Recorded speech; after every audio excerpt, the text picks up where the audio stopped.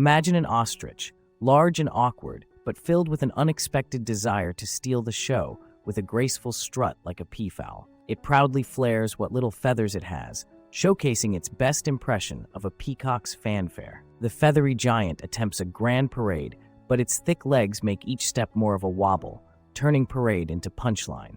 Nearby, peafowl watch expressionless, as if critiquing an avant-garde dance performance. Despite its earnest attempts at elegance, the ostrich's dramatic spins quickly devolve into spiraling hiccups, sending nearby critters into fits of laughter. In the end, our wayward star gains admiration not for impeccable grace, but for turning an unlikely ambition into an inevitable comedy show.